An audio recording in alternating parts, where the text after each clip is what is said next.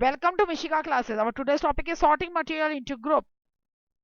And today we are going to discuss about the properties of the material. And this is our class 3. And this is our chapter number 4, 6th class science. If you like the video, please like it, share it and subscribe my channel. Properties of the material कुछ हम पहले ही अपने previous class के अंदर discuss कर चुके हैं. The rest of the properties of the material are going to discuss in today's class.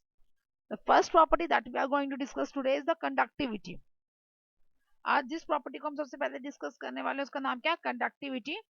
What is the meaning of conductivity? Material is classified on the basis of the conduction of electricity. Electricity किस तरह conduct करती है, कैसे conduct करती है, उसके basis पे जो हम डिवाइड करते हैं, that is called the conductivity. उसे क्या कहा जाता है? कंडक्टिविटी कहा जाता है. तो what is the meaning of conductivity? Material which allow electric current to pass through them. अपने अंदर से करंट को पास करने को क्या कहते हैं? कंडक्टिविटी. तो कंडक्टिविटी कितने टाइप्स की होती है? 2 टाइप्स की होती है. या तो करंट पास होगा या फिर नहीं होगा. If it allow to pass current through them then it is called the conductor. अगर वो अपने अंदर से करंट पास होने दे रहा है तो उसे क्या कहेंगे? कंडक्टर कहेंगे. For example the metals are the good conductor of electricity. Metals जो है गुड कंडक्टर है इलेक्ट्रिसिटी के.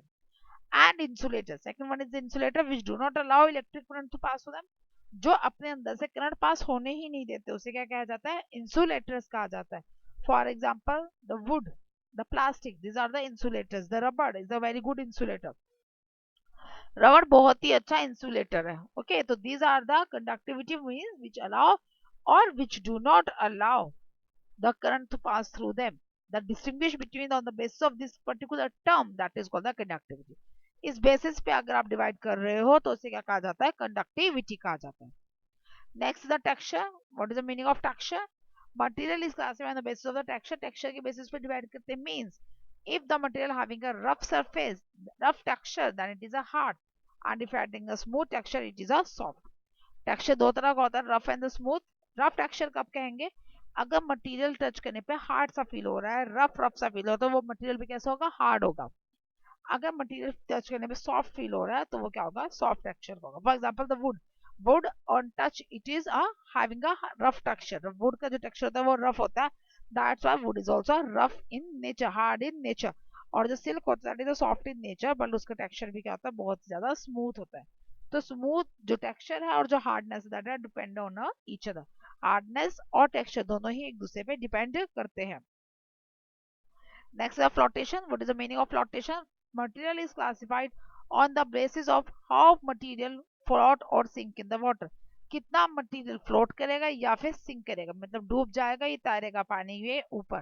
That is called the flotation. तो फ्लोटेशन दो टाइप्स की होती है. द फ्लोट और द सिंक मीन्स डूबेगा या फिर नहीं डूबेगा.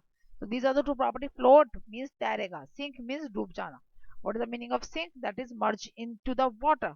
और float means float on the water. What is ऊपर तैरना, that is called the float. डूब जाना, that is on the sink.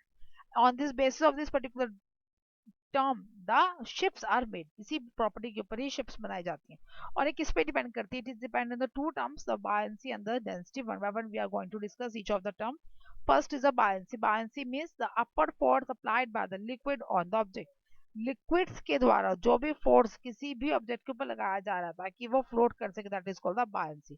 उसी को ही बायंसी कहते हैं. सिंपल लैंग्वेज में कहा जाए, when the object is submerge in the fluid is called the buoyancy. जब कोई ऑब्जेक्ट है वो आधा डूबा हुआ होता है तो फ्लूइड के अंदर, then it is called the buoyancy. उसे बायंसी कहते हैं. नेक्स्ट है डेंसिटी. डेंसिटी का मतलब क्या है? Mass per unit volume is called density. Mass per unit volume is called the density. और सिंपल लैंग्वेज में कहा जाए कि amount of the particles of the substance कितने ज्यादा पैक्ड है, कितना उसमें स्पेस है, that is called the density. जितने ज्यादा टाइटली पैक्ड होंगे उतनी ही ज्यादा उसकी डेंसिटी होगी. ओके, तो means if a particular particles are tightly packed then the object is more dense. Particles tightly pack हैं तो डेंस भी ज्यादा होगा क्योंकि उसमें स्पेस क्या होगा? कम होगा. That's all for the today's class about this chapter. If you have any doubt in this particular chapter, you can comment me. Thank you.